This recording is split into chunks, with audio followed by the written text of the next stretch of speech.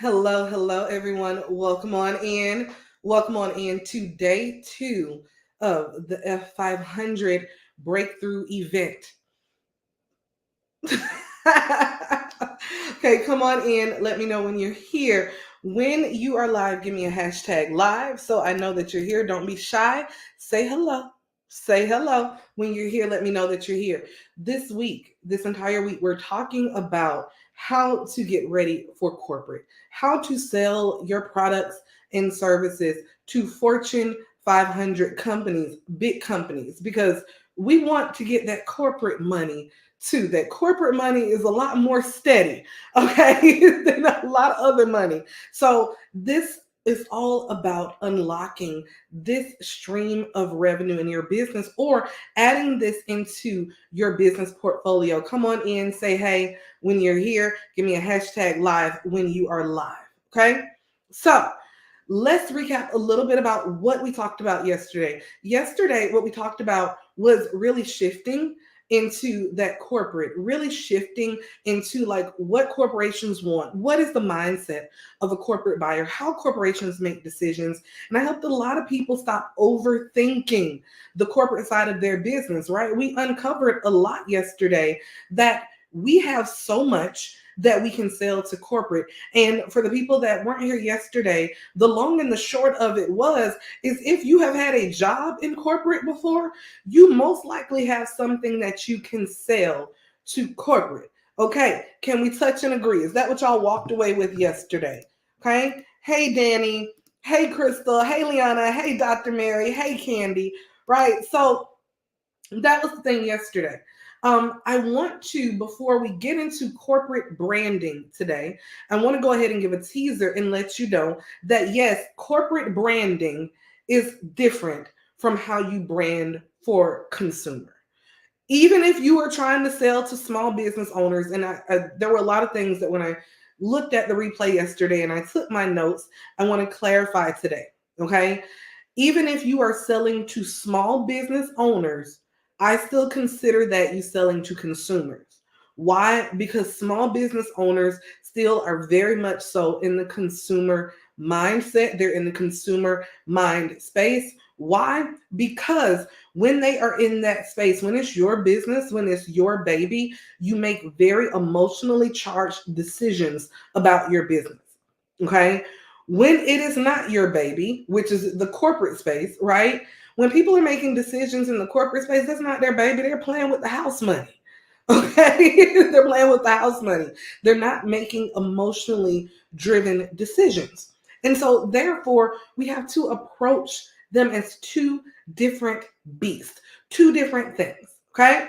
So, that's the first thing that I wanted to just convey from yesterday. So, even if you sell to small businesses, if you're targeting like solopreneurs, if you're targeting side hustlers, you still, my dear, are a consumer facing company. Okay.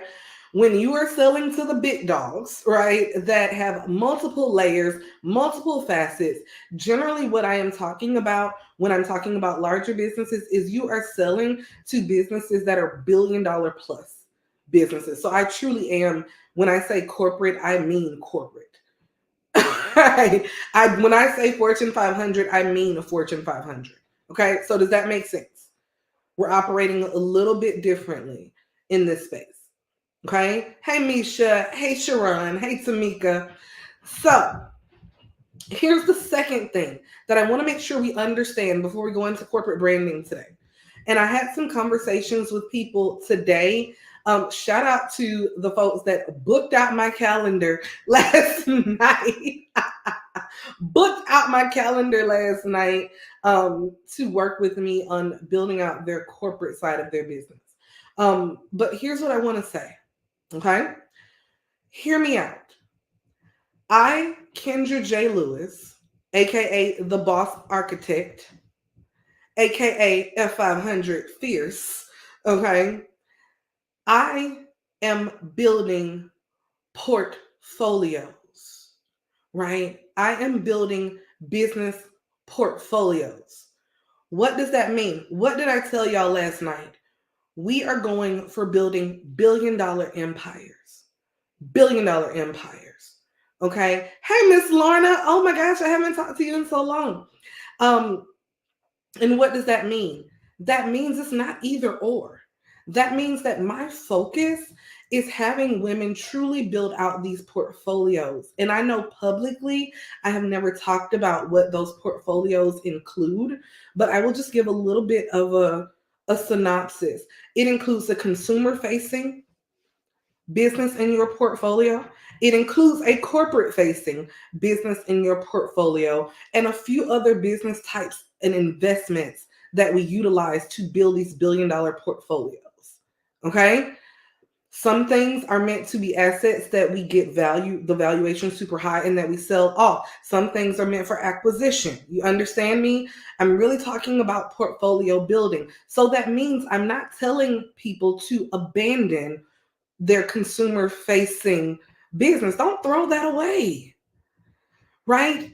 And because it all goes into your portfolio. Okay, do y'all understand that before I say this second thing I'm about to say? So somebody comment portfolio. If you say that, let everybody else talk about income streams. I'm talking about portfolio building. Income streams and actually building a portfolio are two different things.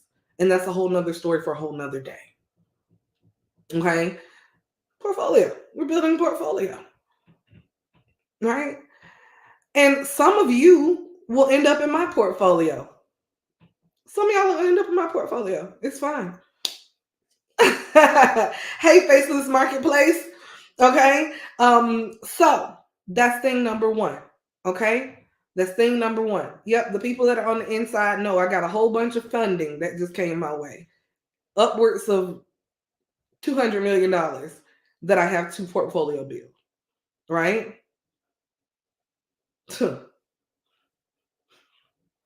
Let's see if some of the people that's been you know, that just heard that statement start trying to jump over on this side now that y'all know I got access to a whole lot of money to build portfolios. I digress. So anywho, we're portfolio building. Okay. So this is not an either or. I am not telling you to dump your consumer business for corporate. I am saying this is another business in your portfolio. Got it? The second thing I need for you guys to understand before we go into branding tonight. Okay. And I need y'all to listen really, really carefully to what I'm about to say. Whew.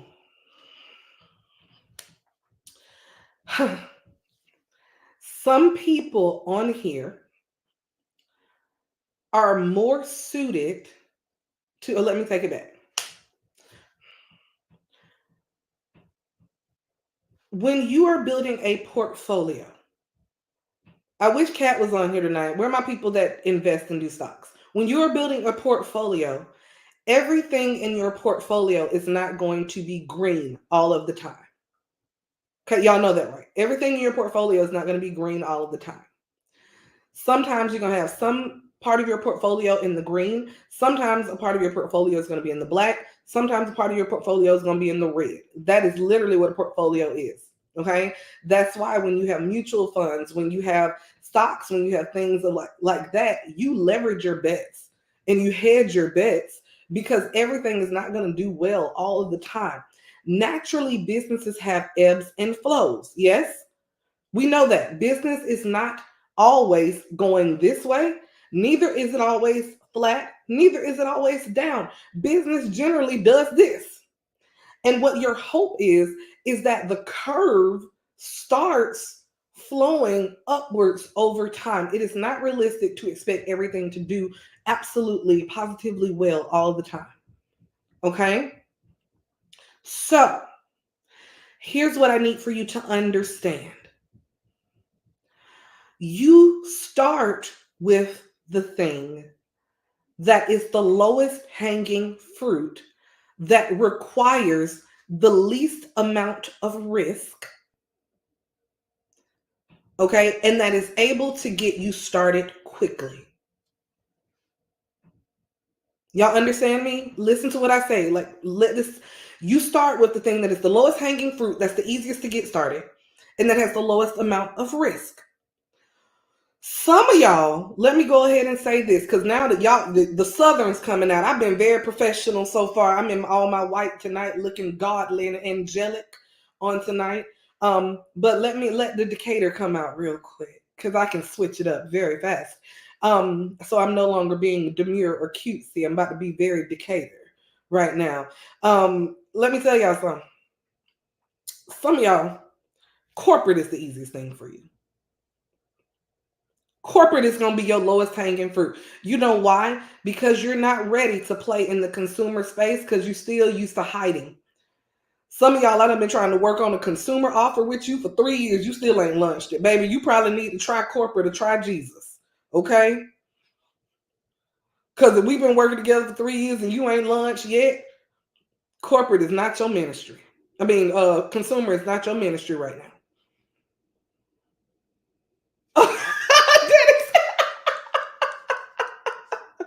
Okay, you probably are used to corporate.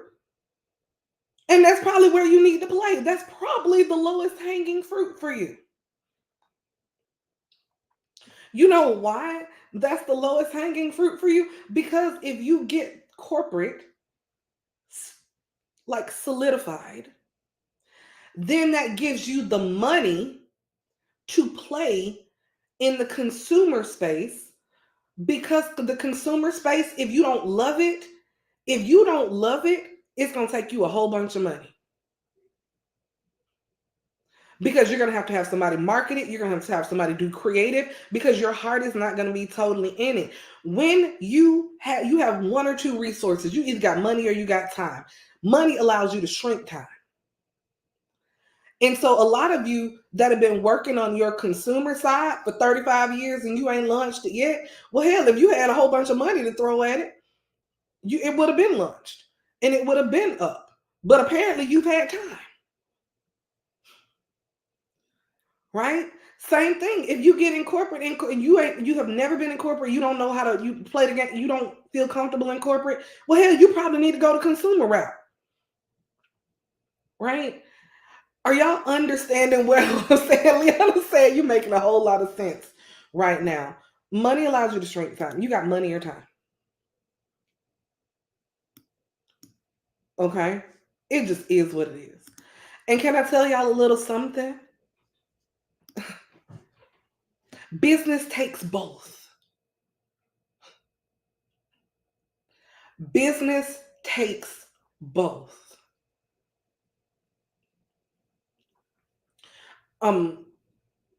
Because whether you go the corporate route or whether you go the consumer route, or when you decide to really build your portfolio and do both of them, Decatur came out again, right? You are still going to have to be in the business until you don't have to be anymore. Something is going to have to be done by you. You're going to have to be in it some type of way. There's going to have to be a level of discomfort that you work through. Okay? Some people will say, well, Kendra, I'm not comfortable talking to people and presenting. If you're not comfortable presenting to people, you ain't going to be able to do either one. So what does that mean you have to do? You have to have time and go through the process of getting comfortable presenting.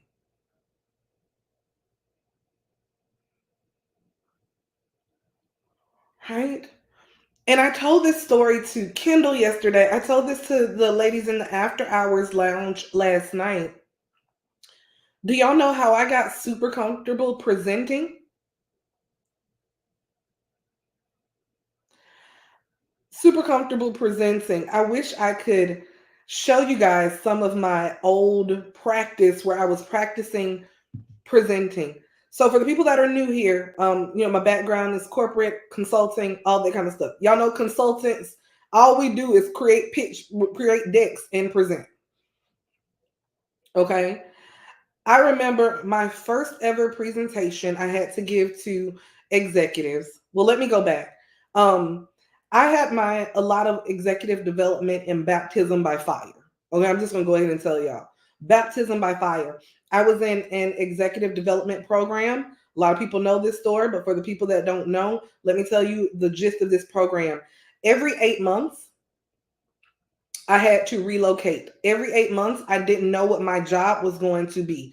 Every 8 months, I was put in a very difficult situation for my job and told that I better perform. And then at the end of those 8 months, I had to present to executives to show them that I had performed. Okay. I literally got an email.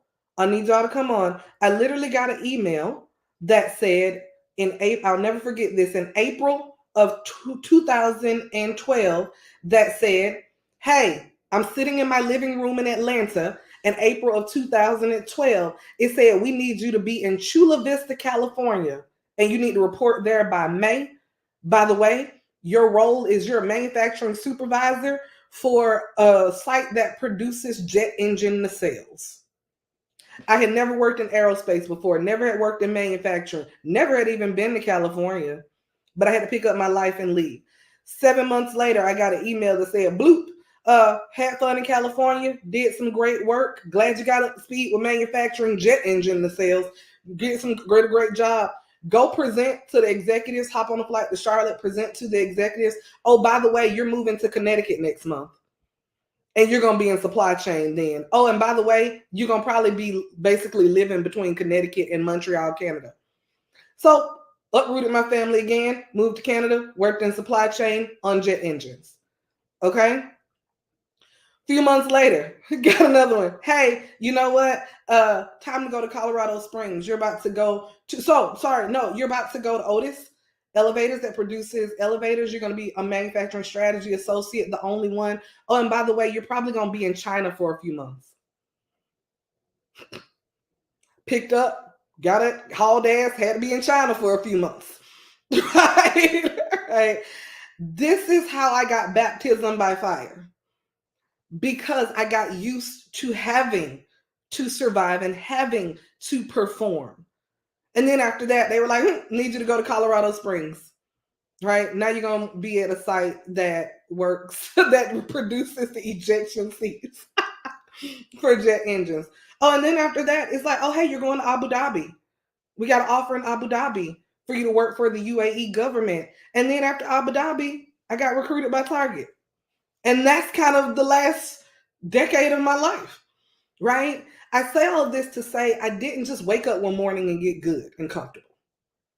I had to go through things to get comfortable like doing what I do. I had to be ripped to shreds a few times. I remember literally getting up and giving one of my first presentations ever as a consultant and literally had somebody tell me that was stupid as hell. I don't know what you're talking about. Go back and come back and present when it ain't stupid no more. I came back the next day and apparently it wasn't stupid no more. I learned what I needed to learn from somebody saying that was stupid. Right?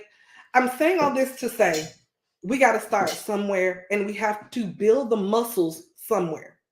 My whole message is build the muscle that is the lowest hanging fruit for you. None of this is going to be comfortable. Okay?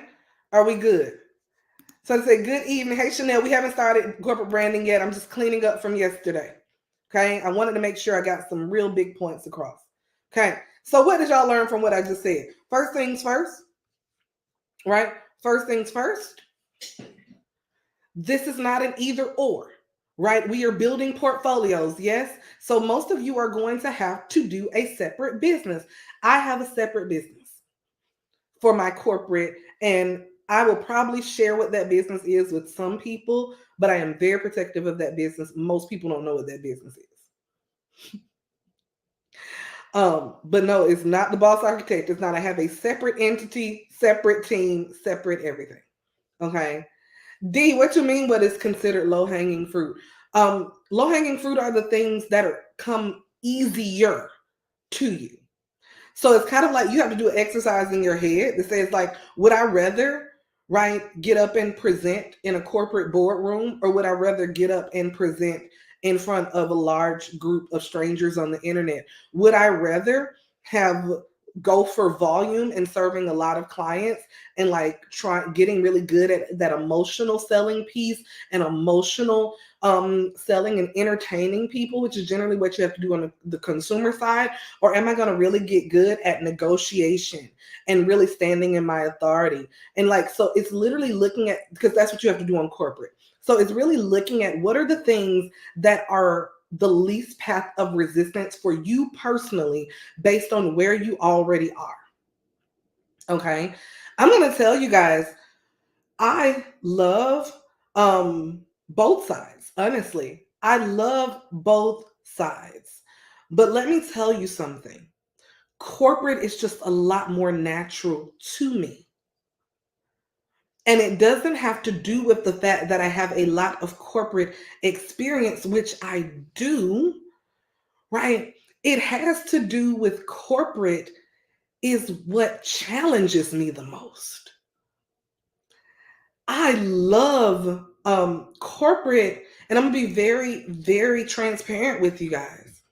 And I hope, please don't get mad when I say this. Y'all please not? I ain't gonna say it until y'all let me know you're not gonna get mad and ain't gonna feel no kind of way. Cause I ain't gonna have y'all sitting up here mad at me for the next hour. Okay. So I love y'all with all my heart. I do. I do. I do. I do. I love small business. I love helping you guys get to where you want to be.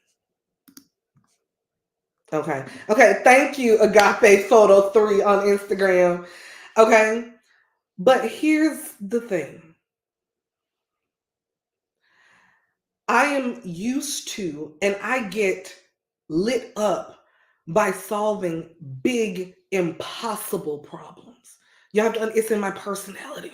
It's in my nature. It's what I've been trained to do. When I tell you where I've come from in my career, it's like, Kendra, you need to solve a problem of a jet engine being blowing up, right? And we got deliveries to make. Kendra, we have $1 billion problem you need to solve. Kendra, there's $57 million on the line. This is going to impact 30,000 people. Kendra, we need you to fix this. Those types of problems that I'm used to solving keep me sharp. It keeps me on my toes. You understand me? It makes my brain work really hard and expand. And I love y'all to pieces, but when I work in this space, it's like, Kendra, I need you to help me solve the problem of me being afraid that people not gonna like me when I go online. Kendra, I need you to help me solve the problem of me worrying about what my cousin gonna say if I mess up on my live. Kendra, I need you. Y'all, if I stay in those types of problems, I literally feel like my brain gets slower, right? All of the time. And it's not saying those aren't problems. They're not my problems that I solve. Y'all understand me? So corporate is more natural to me because I get to solve those big problems that keep me going, that keep me sharp, right?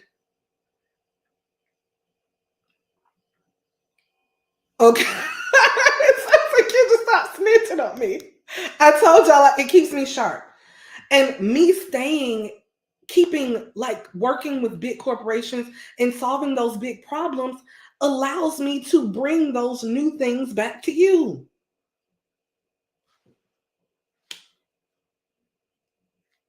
Okay? Makes sense? Okay. So are we all in agreement? Some people have some decisions to make tonight. Some people have some decisions. Which one is your first? Are you going to go? I got to be careful with how I say it. I was about to say balls to the wall. I guess I just would have said, are you going to go balls to the wall on corporate side right now? Are you going to go balls to the wall on the consumer side? Right? And there's no wrong answer. It's just which one is your thing you're going to focus on.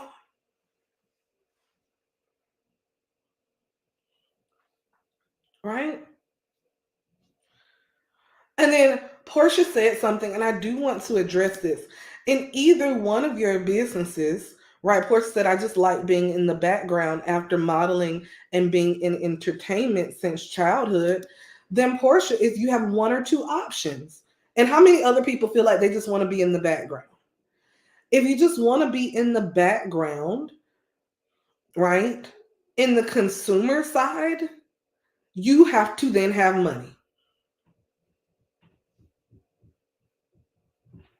You then got to pay. You got to pay because somebody got to be in the forefront because consumers buy emotionally, right? Then you have to pay your way out of some things. And I'm going to give y'all one of the biggest things that I've learned in corporate. One of the things that corporations do is they will throw money and bodies at anything. Hence why we're in such a position.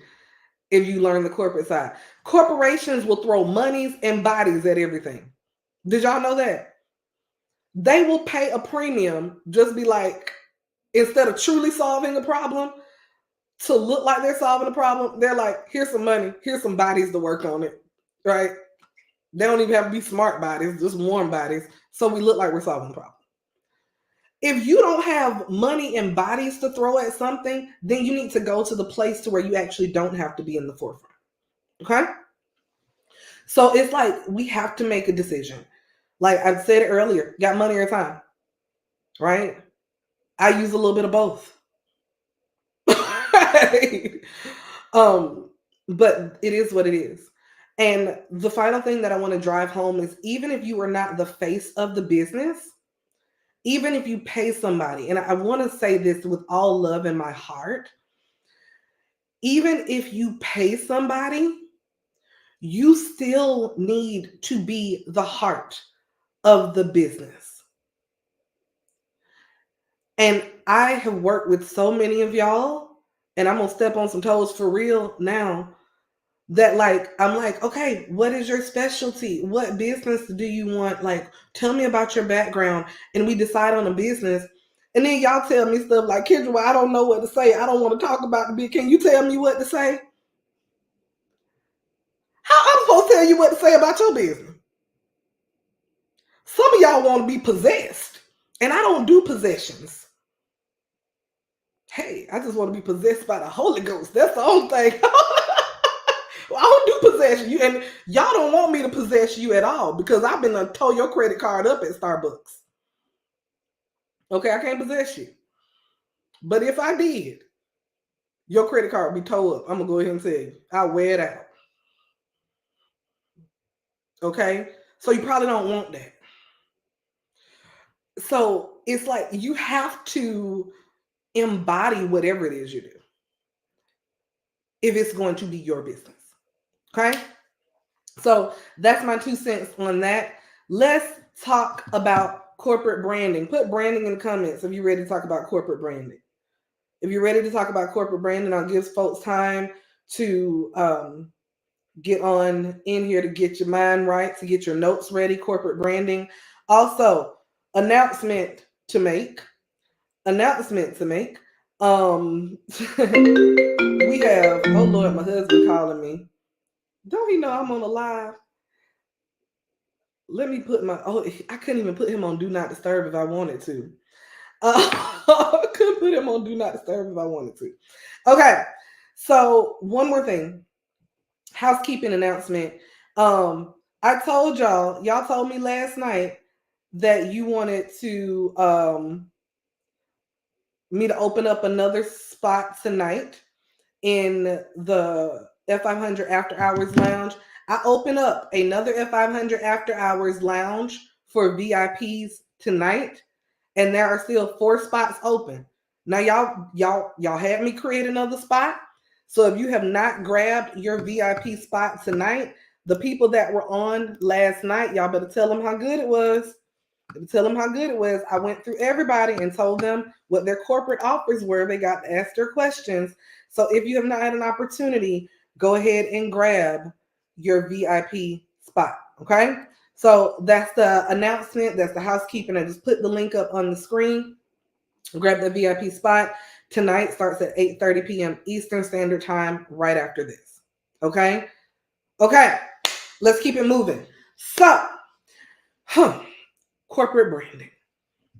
Y'all ready? Where are my note takers at? Where are my note takers? I was gonna do a slide deck for y'all, but I'm not doing a slide deck for this. I could barely get my makeup on right today, so y'all gonna get me talking you through this. And it's gonna be real good. So you gotta take good notes, okay? Okay. First things first. Forget every dang on thing you've learned about branding. Forget about it. Okay? Corporations are not interested in how cute you are. They are not interested in your pretty photo shoots. They're not interested in any of that. Okay? Let's talk about some differences in consumer branding versus corporate branding. You ready? And let me know when something rings true to you. Okay?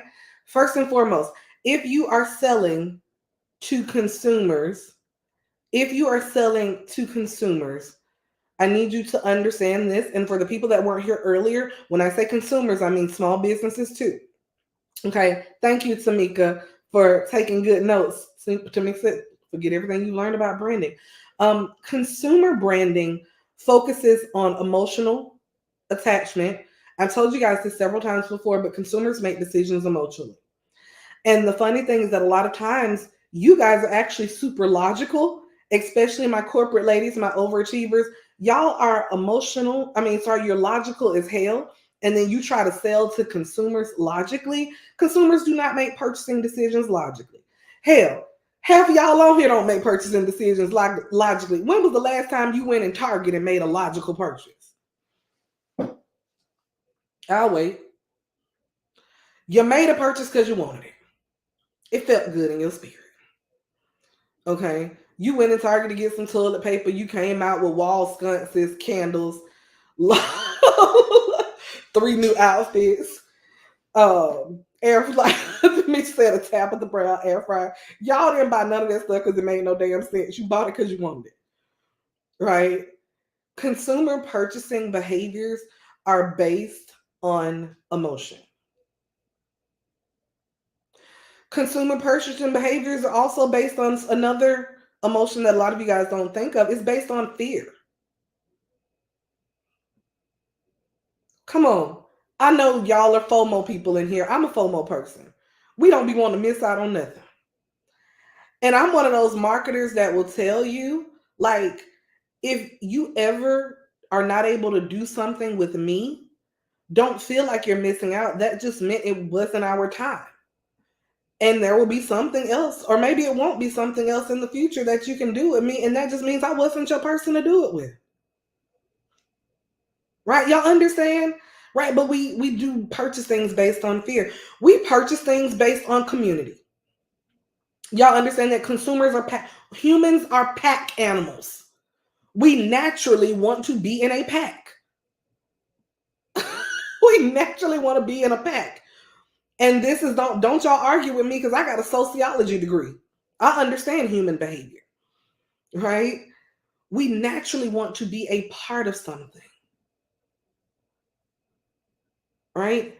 And so, like, we make purchasing decisions based on a number of these different things.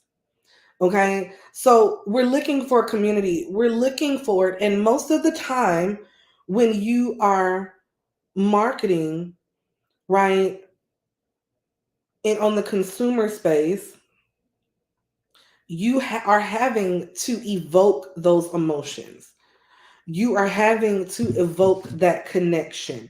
You are having to do all of those things in your consumer marketing, in your consumer brand. Okay? Are y'all understanding me? I just need you to understand the differences between the two. Okay? So now let's move to the other end of the spectrum. Corporate branding and corporate purchasing decisions are not made based on those emotions. Okay? Not based on those emotions, right? It is based on a couple of different things. The first thing is that it is based on, right, is what you are offering solving the problem. It really, a lot of times, is need driven. And we'll talk about that in a second. Right? Are you solving a problem, whether that is an organizational problem, whether it's a made up problem, whether it's a fill in the blank problem? Are you solving some sort of problem? Right? Okay. Is it functional? Meaning, is this going to actually do something logically? Like, does it make sense? We'll talk more about how this comes to life in your brain. In your branding later. Okay.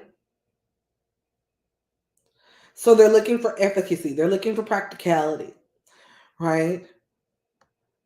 And then, like, is it checking the box for what I told you guys yesterday? Y'all remember what I told y'all were the 3 things corporate decision makers are looking for?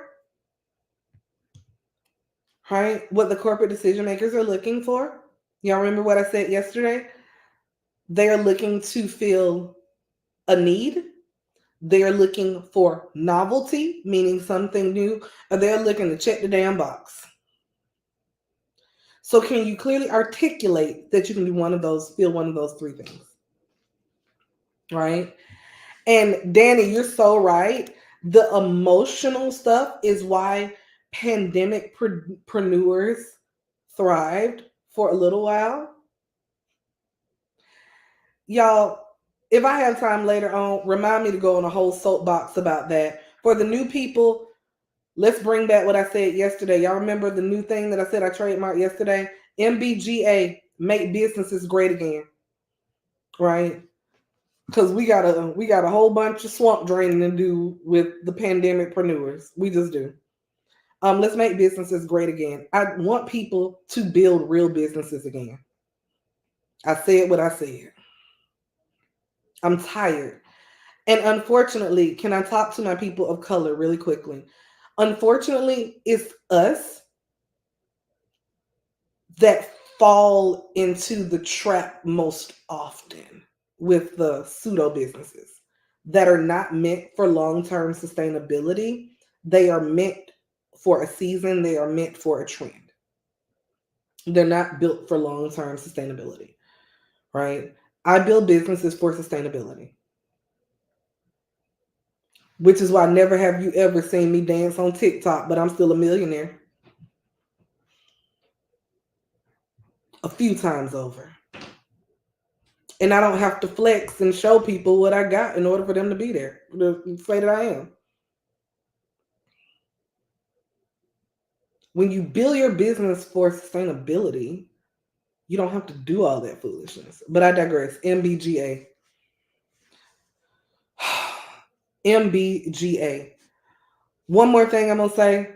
Another thing that's trademarked, so don't steal it. I need y'all to keep this in the back of your spirit so I can show you how this side is a lot more easy to do. Y'all ready for another Kendraism? Money is loud. Wealth is quiet. I'm going to say that for the people in the back. Money is loud. Wealth is quiet. I want you to think about the people that are always talking about money and how much money they got and how they doing and flexing and all that stuff. Are they really wealthy? Or did they just get a few coins for a little bit? Never mind. Back to our regularly scheduled program. Quiet wealth. Okay. So we understand now what corporations need. Okay. We understand what they need. We have to brand differently. Right. Y'all know, Crystal said this is my favorite Kendraism. Right. Favorite Kendraism. Money is loud. Wealth is quiet. Danny said drop the MBGA shirts. Drop them. They coming. Let me go create these shirts tonight. Let me see if I can talk to my graphic designer and get these shirts. Y'all think I'm playing? Let me get these shirts out tonight. I promise you, don't play with me. They'll be up and ready for purchase on tomorrow. Hell, I may be sitting up with one on tomorrow. Okay. So, how do we brand for corporate? How do we brand for corporate? Somebody put 4 C's in the comments. 4 C's in the comments. Y'all done said I need one now. Y'all, we're going to start a movement. Make business great again. Make business great again. 4 C's of corporate branding. So here are the 4 C's. So this is going to be 2 levels. Thank you, Faceless Marketplace. C. 4 C's. The first C that we have to incorporate in corporate branding is clarity. Clarity. Corporate clients need you to state your piece and make it plain. All them 3-page introductions y'all be doing and all this like trying to put a whole bunch of word salad in front of everybody and over explain yourself. The funny thing is you do not have to over explain yourself in corporate. I'll give you an example. In corporate, when people ask what I do, right? Look, I'm a lean strategist and I help corporations implement lean strategies without people wanting to gouge their eyes out. Right? That's what I do. I make lean fun. I make it approachable. Right? Y'all didn't hear me going and listing out all my credentials and talking. I'm very clear. That is one thing that stays the same between your corporate and your consumer. You have to stop trying to over explain yourself because you don't have to actually do that much convincing. Okay? In corporate. If you go in there and you start tossing around a word salad, right? Blah, blah, blah, blah, that's words. Shake it up like the old McDonald's salad shakers.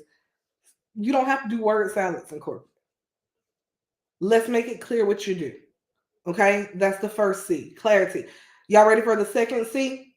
Credibility. Go ahead and put credibility in there.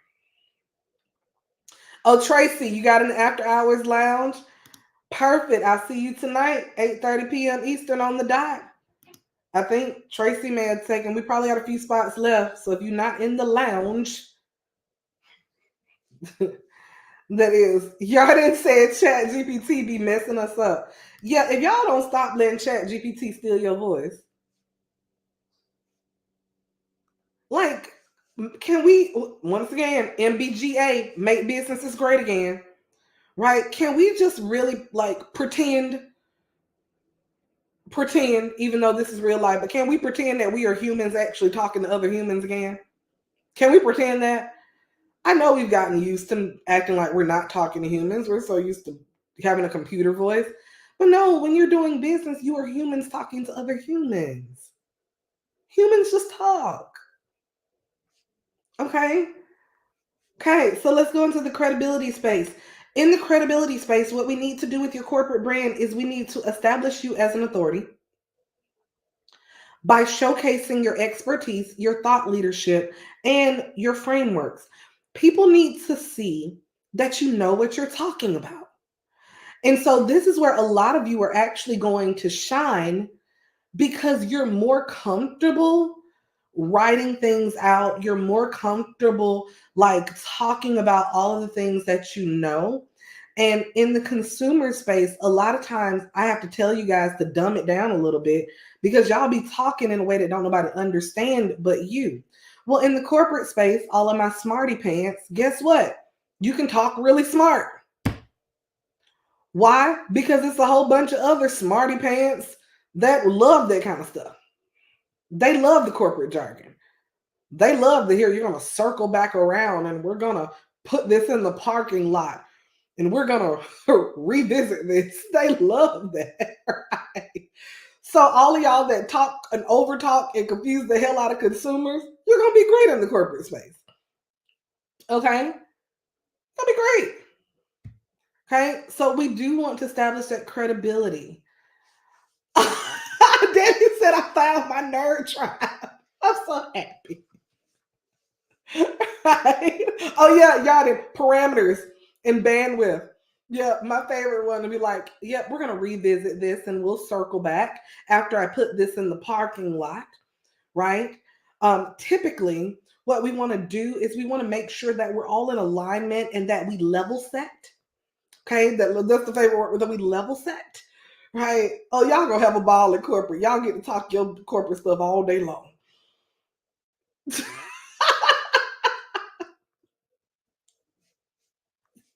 But what are the measures of truth?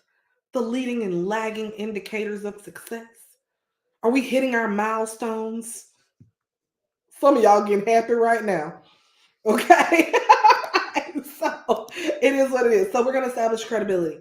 Don't worry, I'm about to tell y'all what comes up all of these buckets. The KPIs. Or my other one, what's the bogey out there? What's the size of prize? What's the size of prize?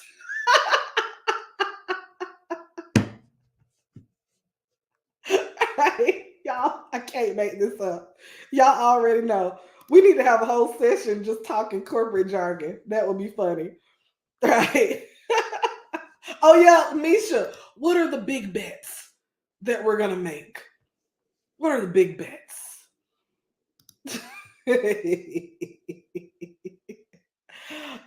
So these are the things you guys get to have fun with when you get back into the corporate space. Okay, so that's where credibility comes in. Um, the third, y'all ready for the third C of corporate branding? Consistency. Consistency. Okay, and what do I mean by this? This is something that I actually do in both the corporate and consumer space. But you need to make sure that as you're building credibility, that you are consistent with your messaging and that you have some very strong opinions about what you do. Nobody wants to hire anyone as an expert, and that's corporate or anything else, where you don't know who you are and you don't have any opinions on what you do. Um, I was talking to Kendall earlier today about the fact that, right, you have to try a lot of things out in order to become an expert in something. You have to have your own opinions about things. And so when we're consistent, this is where we put our heels that we're willing to die on. Brianna said, I just want to let y'all know it's only one VIP spot. So y'all tearing up my calendar like that. That's what y'all gonna do. Y'all tearing up my calendar like that. One VIP spot left. May the best person win. Um, so you have to have your heels that you're willing to die on. Okay. And D asked the question, is government speak the same in corporate? Not necessarily, D. Like, I feel that there's some like boilerplate, like, y'all hear what I just did? Boilerplate is definitely a corporate jargon term, but it's also a term you see just in business in general, right? You know, another one that we use a lot of times is like table stakes. All right, so I digress. There are a lot of things that are just, I think, boilerplate in business in general. I think there are some things, and I have worked with government contracts too, and working with the DCMA. There are some things that are very specific with the government, like the fact that there is a governing agency for government contracts called the DCMA, right? You have to know that, right? And so I think there's a difference in like terminologies, but I think still some of those baseline kind of like corporate jargon things stand there. So I think, God, we're being very literal right here. There are some things that if you've worked in business in general, especially in a corporate setting, and a lot of government offices have, like, y'all, we so literal. I love y'all so much. The government has PhDs, doctors, MBAs, like they're still very much so general business functions inside of the government. So there is some language that is shared with just general business functions. For instance, there's a project management inside, there's project managers all through the government. Well, project management shares its own jargon, right? There's project managers in private industry. So, you know, that will share some jargon. Okay. Y'all are so funny. I love y'all. Okay. Thank you, Annette. Thank you. Okay. So, consistency. Can we just put, if you're taking notes, with consistency, we have to get our heels that we're willing to die on. Okay. Do y'all need some examples of what that is?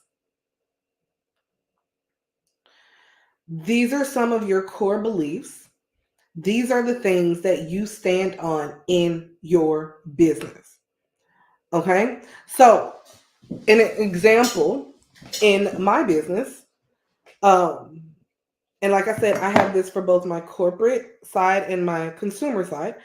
In my corporate business, I believe, hill that I'm willing to die on, I believe that Lean Six Sigma as a practice is not adopted heavily by organizations because it's boring and too technical,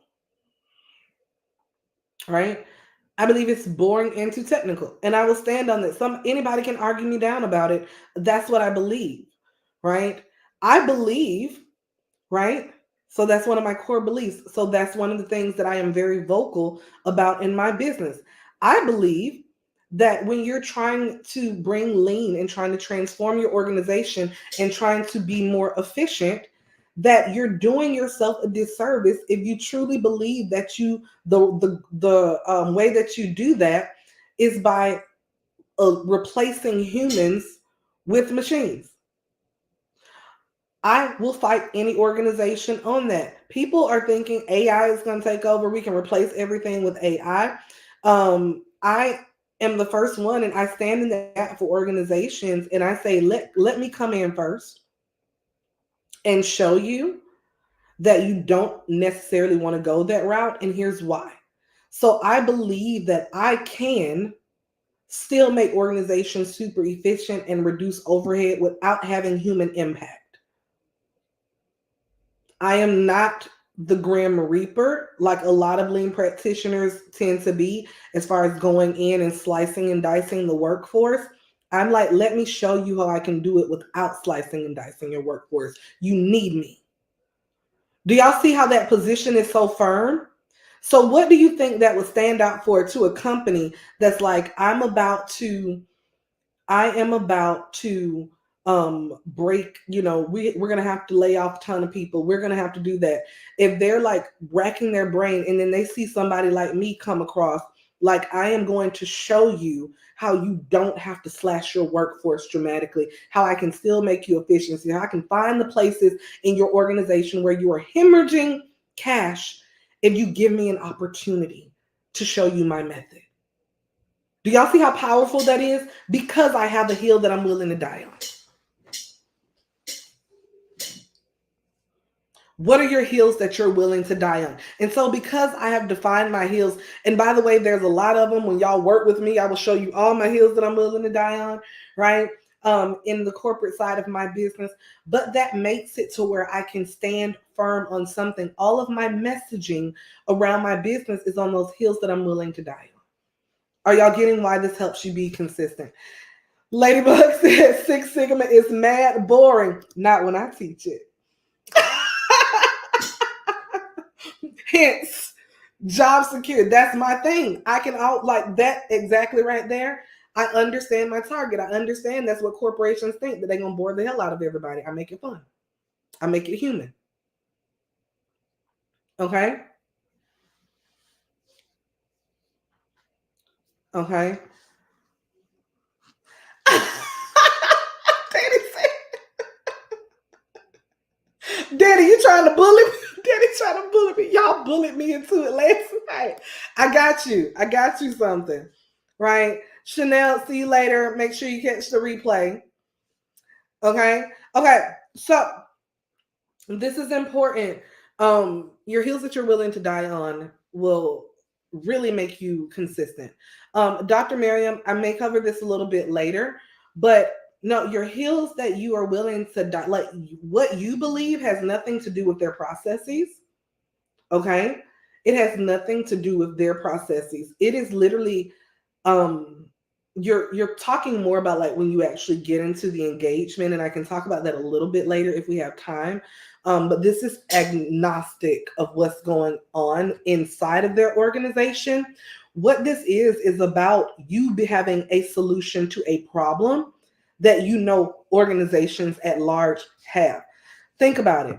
I have not ever, there's not one organization in history that is not had to lay off people in order to cut costs. So I know that I have a need in the marketplace by saying I can present an alternative way. Organizations are always looking at how to cut costs. I'm just saying I can present an alternative way. That's all. You get what I'm saying? I don't have to know about their processes to know that I can. I know that I can. And actually diving into their processes is a part of the assessment. It's a part of when they hire you, a part of their engagement. Okay. So we'll talk about that a little bit later. Let's get through these. Okay. So are we good with that? Hold on. Why did the folks that are in the that are in after hours tonight, I haven't seen y'all book on the calendar. Y'all better go ahead and book your calendar. Because it's only showing, I know some of y'all purchased, but it's only showing 4 of y'all that actually booked their spot. Check y'all email, book your spot in the calendar tonight, please and thank you. Leona, it says you can't. Oh, thank you. Okay, I will make sure that it's open up for tonight. I'll make sure it's open up for tonight. Okay. Oh, y'all really did tear my thing up. Okay, I will multitask while doing this. I will multitask. Okay, so here's the thing. Once we have our credibility in place, we have one more thing. Consistency. We have one more thing. Y'all ready for the 4th C? The 4th C? Connection. Okay? Connection. Not emotional connection like you guys have to think about with consumers. Not emotional connection. Hold on, I'm setting up the for the people that are trying to book their spot tonight. I am setting up the calendar. I think it may have cut off where y'all could only book a certain time before. So let me see. Oh, here we go.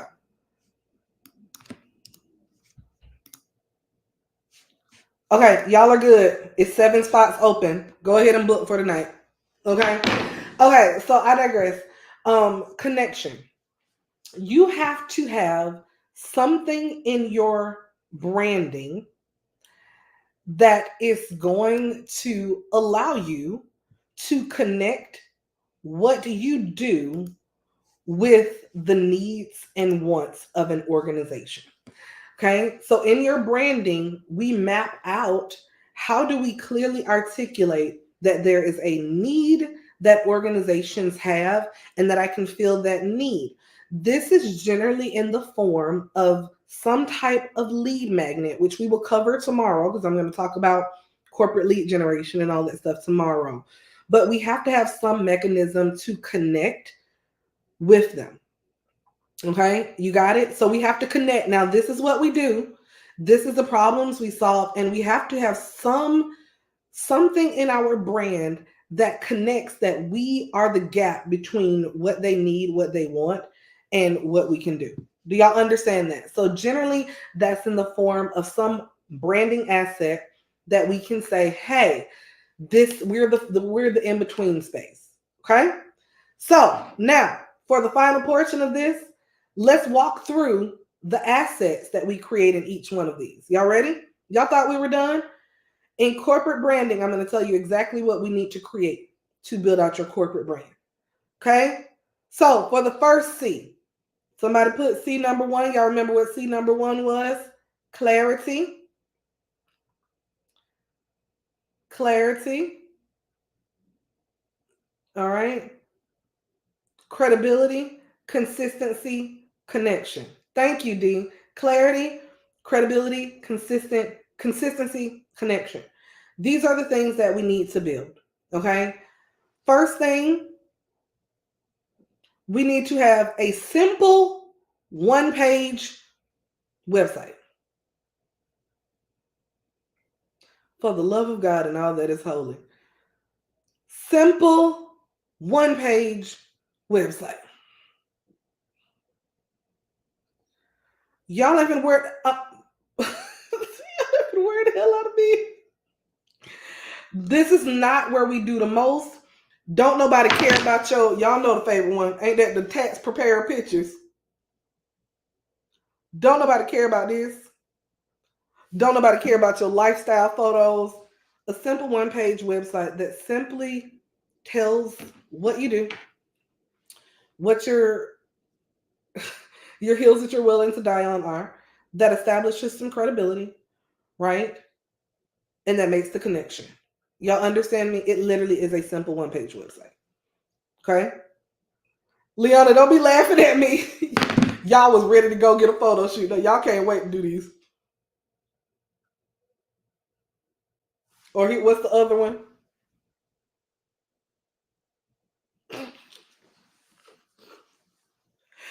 I love y'all. One-page website. Okay. This website can be built inside of the same tool that I'm going to be showing you tomorrow that we're using for our marketing and our landing pages. Got it? Simple one-page website. Okay. But he said I would a video sales. I love a good photo shoot. Hello, welcome to my company. Uh, we actually do. We actually do create an intro video. So everybody that works with me to build their corporate brand, we do create an intro video, but generally you don't have to be the one creating the video unless you love the camera like I do. I love the camera. I love the camera. And I love to present. So I'm fine with doing it. But for a lot of you, we're just going to do explainer videos. Okay? Just going to do explainer videos. Make sense? Okay? So that's thing number 2. Explainer video, intro video. Okay, are we good so far? Y'all not taking notes anymore. Thing number 3. Yes, we are going to build your pitch deck.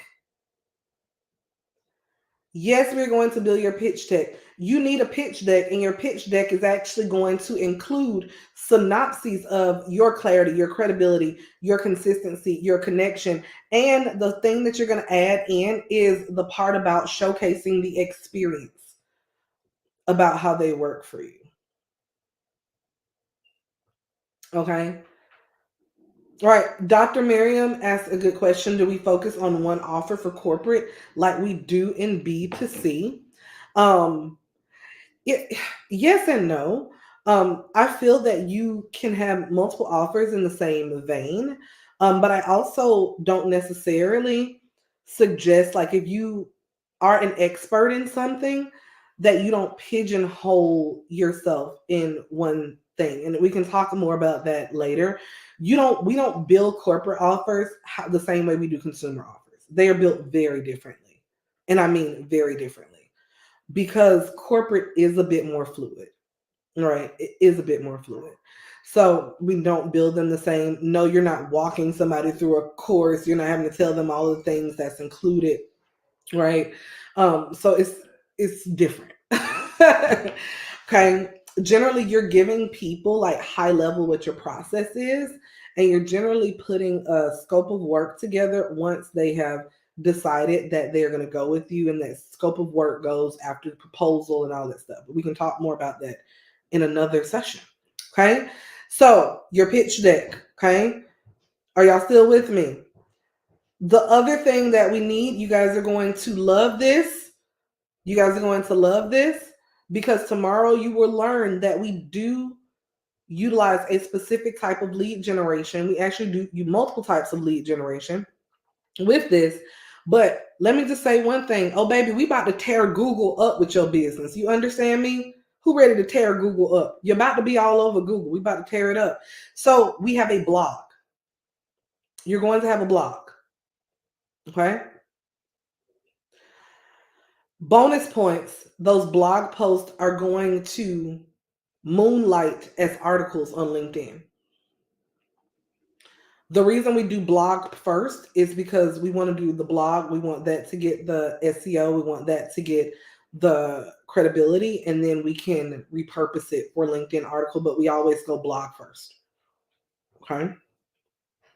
Okay, we good? Good. And then the final thing is yes, we do still build social media profiles for our business. And as my daddy would say, pacifically, not specifically, but pacifically, three of them. Y'all ready for the three that we use? Number one, Google. Because yes, we will be running Google ads. Please and thank you. Y'all thought we were going to be sliding up in everybody DM and begging and borrowing and pleading. We don't do that. That's not of God.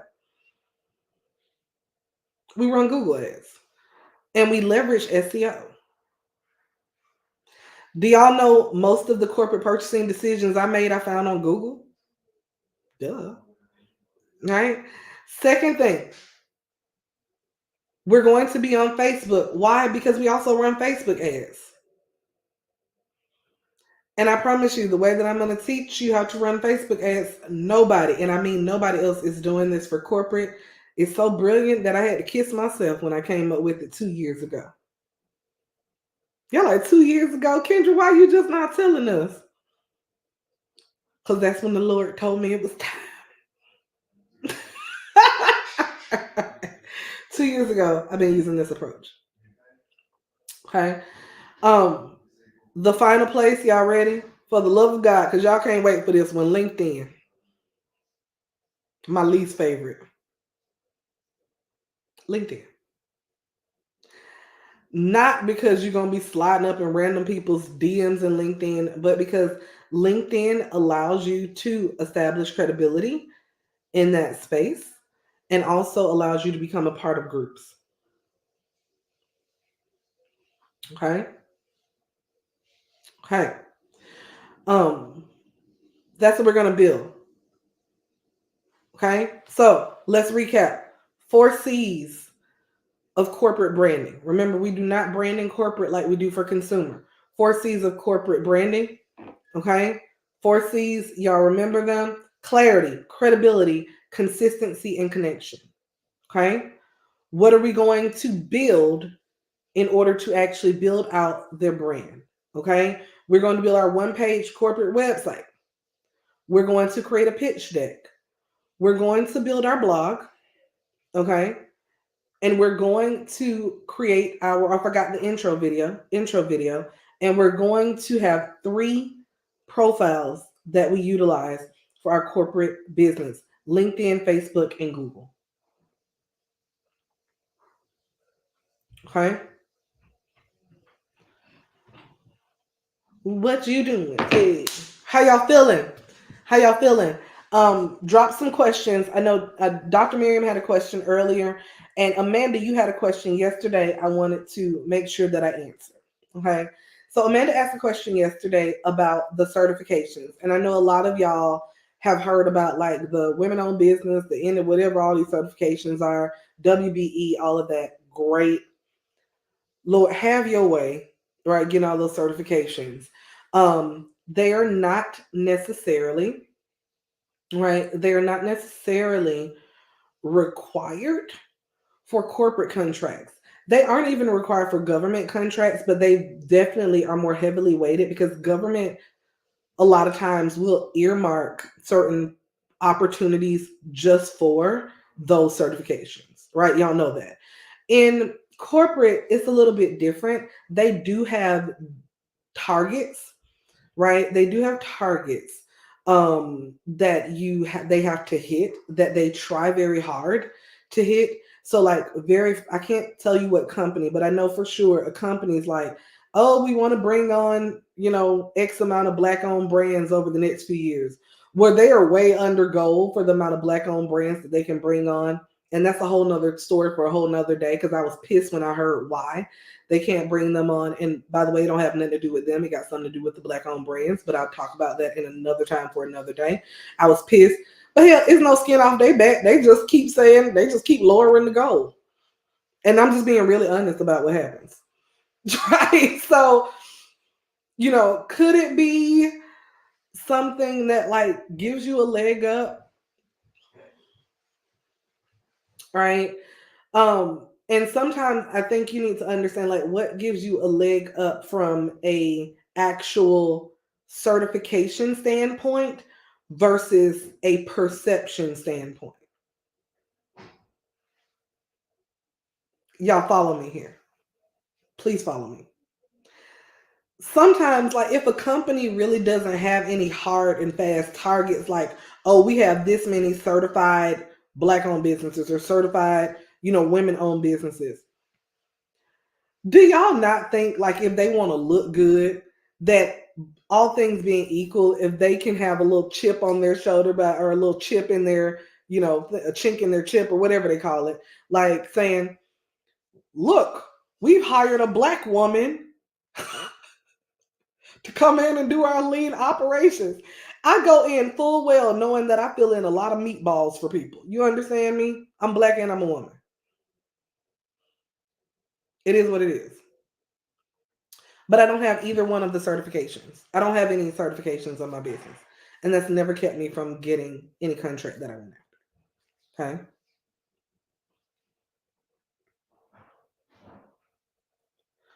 Okay. Um, Dr. Miriam asked a good question. Is that do corporations say externally they want black owned, or is it a closed door conversation?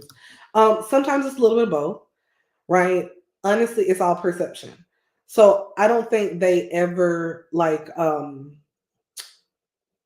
they definitely don't often produce to the public their actual goals, but they may say something like, oh, we're invested in bringing on more black owned brands. So they rarely will post how many, right? Because they know that they're not going to necessarily hit it. And that's just real talk.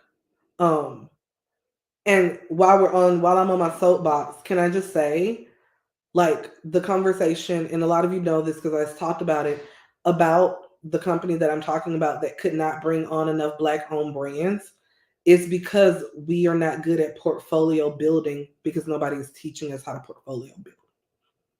We have, when I say make businesses great again, it's a loaded statement. A lot of times, do y'all realize a lot of times, I'll just say this, the average brand that is being brought onto said company that I'm talking about are 9-figure brands. A lot of times we are playing in a space for a business that can't even get that big. Like, even if we wanted to, we're like, I want a t-shirt company.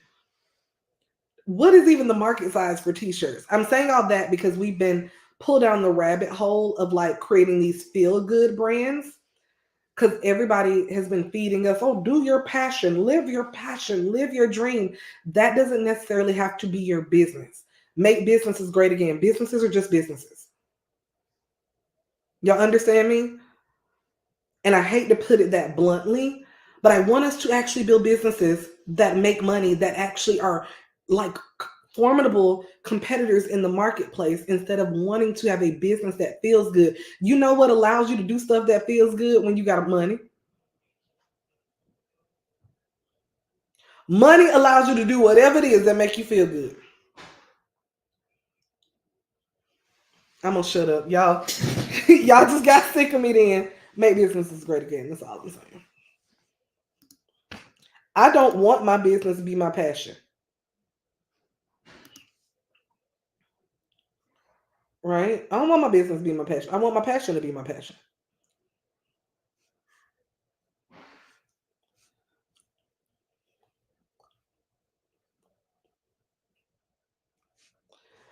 You know how I know that people don't really understand this? I'm gonna say it one more time. Why people don't really understand this? The fact that people still open up restaurants that aren't already rich. The fact that people still open up restaurants when they aren't already having a multi-million-dollar portfolio. You know why? Restaurants, 90% of restaurants fail. 90% fail. And even when they don't fail, the margins are only 3 to 5%. That means you only making 5%. Do y'all realize you only making 5%? How you expect to make money off of that? Restaurants won't get you rich, but every day people like, it's my dream to open a restaurant. One day I'm gonna be rich. You ain't finna get rich opening a restaurant. You're gonna get brokety broke. But you're following your passion. Okay. A restaurant is a portfolio building tool, not a money making tool. But I digress. People aren't teaching this. Okay. Okay. Um Portia said people keep preaching to these youngsters that work a job that's your passion and you'll never work a day in your life. And so now they don't want to work unless it's something they enjoy and they passion. That's why they still living with y'all behind when they 35 years old. So they trying to pursue their passion. Whoop. Okay, Dr. Bell asked the question, do you need multiple accounts on LinkedIn if you have multiple businesses that are different, like Facebook? Yeah, so we'll get in more into this, Dr. Bell, and we can talk about this, um, at a later time. But there's two different types of LinkedIn profiles. So you have your personal LinkedIn profile.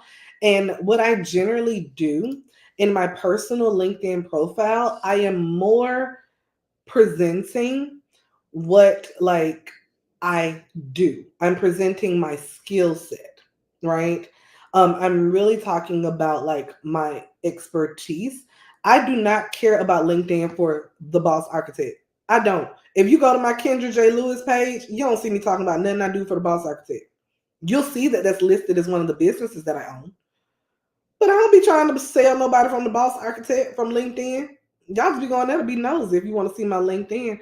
But by the way, if you do want to see my LinkedIn, you'll see that I've done the things that I said I did. And the people that you guys like, they've given me recommendations on there. So you can see that I have people to vouch for that I do the things I say I do. I digress. Right. I'm a millennial too. Then I'm an older millennial, 1984 in the house, right? 40 club, 40 club.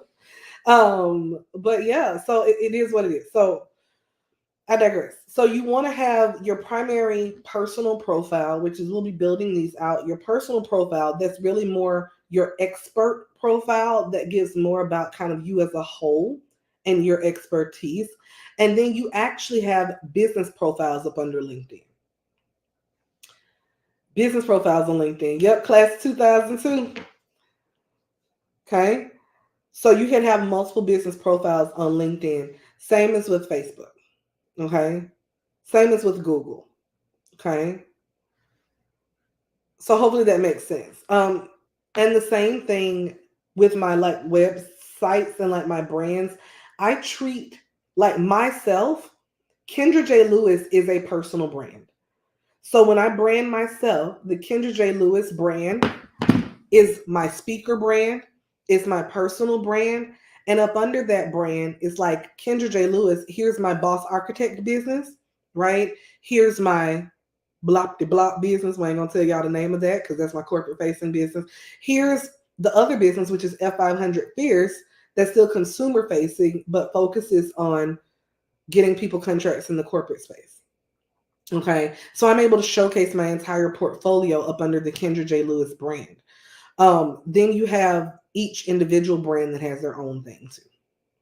I mentioned earlier, I would say like most of us, you're going to want to create a separate business entity for this business. I have a very separate business entity, meaning a separate LLC, separate corporation. Okay. So that's that. What other questions do we have? Okay. Okay. Looks like y'all are good to go. I will see if there's a couple more questions. But tonight I am going to have at least, 10 minutes before I got to hop on the after hours lounge.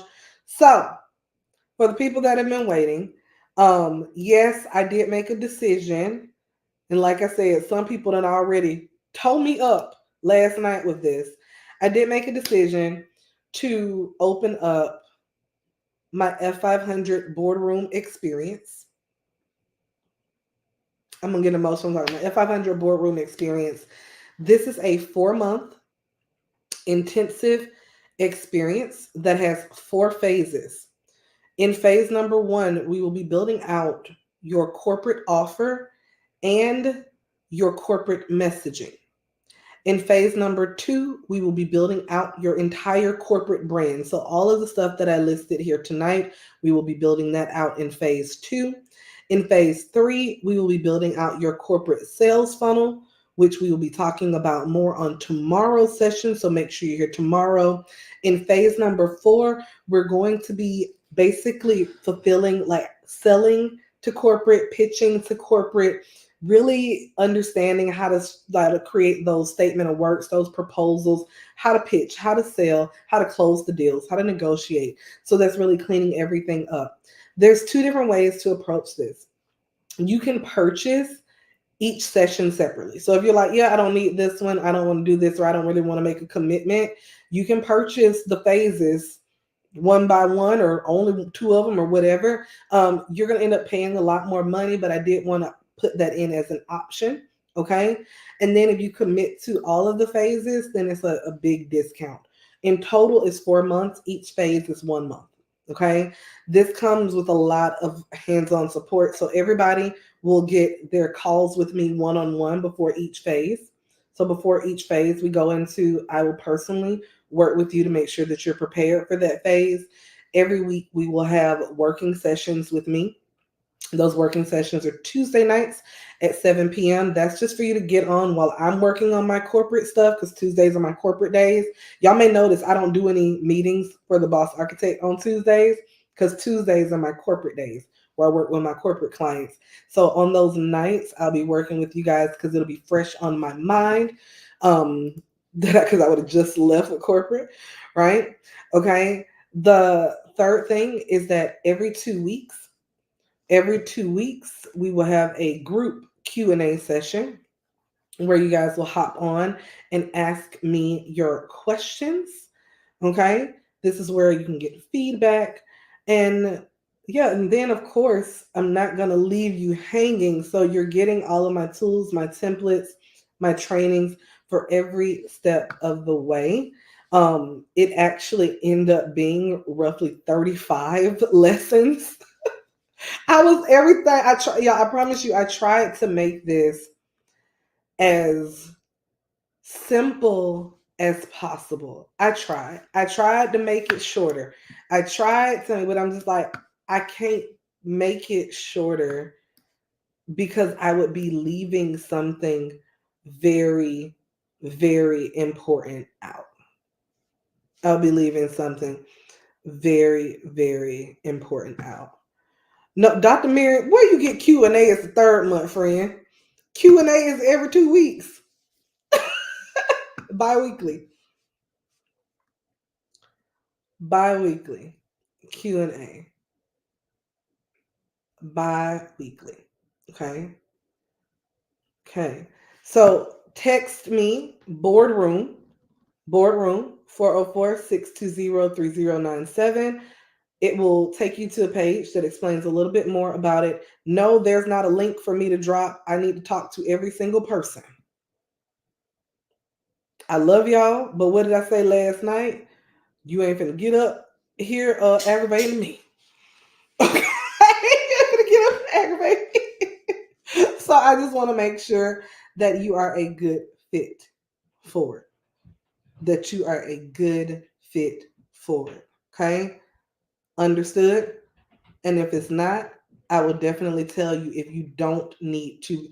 I'm not going to say if you don't need to be playing in the corporate space. I'm going to tell you if you are not ready right now, if you are not primed right now, right, to do it. Can I tell y'all, Daddy? Say I'm aggravating.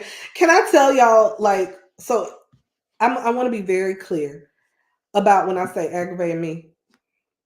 Okay. Let's just say, and I hope this client is watching. I hope this client is watching. I think she's watching me early on Instagram. I have a new client. I have worked with her for literally all of not even 2 weeks. Okay. Not even 2 weeks. Um, and this is literally, she has messaged me probably like 15 times since that, but it's all been, I literally gave her one idea. Okay. One idea. And she's been messaging me because she's actively working on that idea. Like, I was like, look, here's what you need to do. Here's what you need to do. So she's messaging me like, Kendra, oh, I did this, right? I'm ready to go. When can I go to the next step, Kendra? Right? Messaging me like, Kendra, I did this.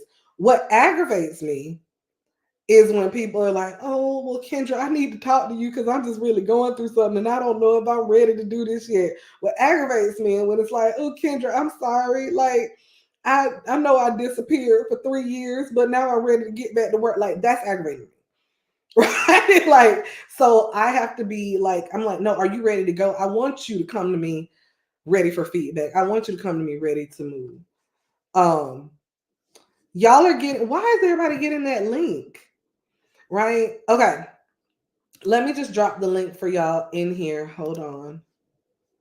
Let me drop the link for y'all in here.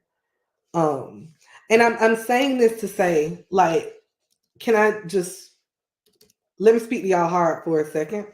Let me speak to your heart for a second.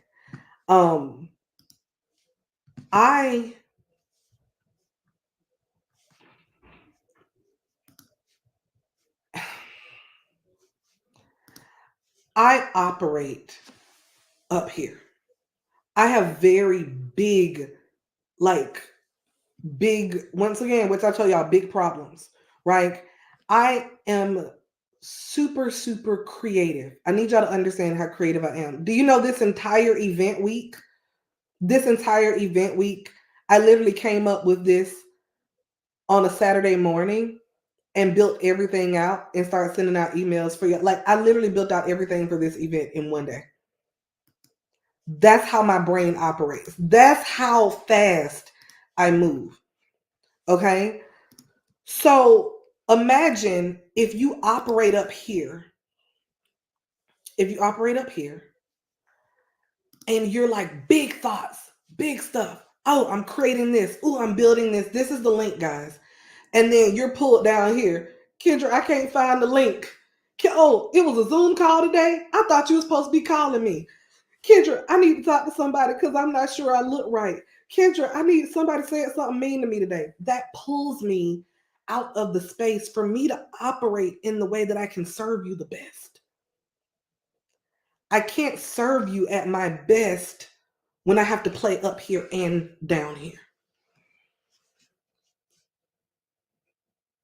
My energy is too stretched, right, for that. And I hope that y'all are hearing me. This is a love conversation. And so when I say that, I say I'm setting my boundaries. Like, if that's the type of support you need, hear me and hear me clear. I'm not for you. And that's okay. Somebody is.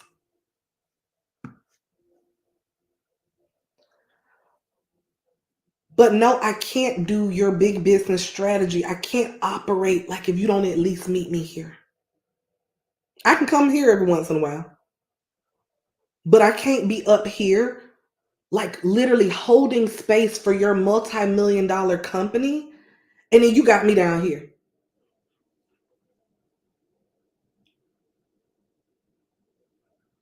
And then I got to be like, oh, I'm building out your entire funnel. I'm building out an entire sales funnel for you. I'm concerned about the fact that I don't have any clothes that match this color. Are we having this conversation? Are we having this conversation? Are we having this conversation? It pulls you so far out of where you need to be. Y'all understand? So that's what I mean. And it is exhausting. You can't operate on multiple different wavelengths on multiple times throughout the day. So that's why like I have to block off. My family even knows at certain times, like, do not mess with me right now. Right. do not like I always will tell them like I'm overstimulated, right? Or, we can talk about this later, but like can't work on this right now. Okay. Okay. So this is the link to book your boardroom call. Yep. Liana said, I feel a release spirit on the horizon. I have already released. I made some big decisions, more coming later. But you know what? I'm gonna go ahead and share the word because I'm getting led to share it. The word that God gave me this morning was reset. Reset. And that's all I'm gonna say. Say reset. And I knew exactly what it meant, but that may mean something else for somebody else. I'm not gonna say what it means to me, but reset was the word on my spirit this morning. Okay. For the people that are getting the wrong link, this is the actual link. So let me explain. Boardroom. Annette asked, "What's the investment?" Minimum investment is $2,000. Minimum. That's $2,000 per session. If you do the entire program, you can split it up into $2,000 monthly payments. If you pay in full, that is the most affordable. That is a 5K investment. And this is right now the fast action price because y'all know good and well all that stuff I told you that we're building in there is worth a crap ton more. We are not talking about you going to sell $500 courses to somebody. We're talking about contracts, $100,000, $20,000, $30,000 every time you get a yes. And this is a lot of work. It's a lot of time. I am getting rid of a large portion of my business to serve in this space. I am making time for y'all and energy. Okay.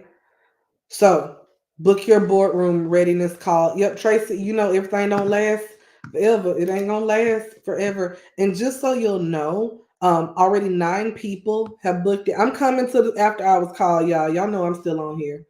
I'm coming to the after hours call. Kendall, are you still here? I got to give you the link for the after hours to come on Zoom with me. Because I feel like y'all need a Kendall word tonight if she's still up, right? But just to show you really quickly.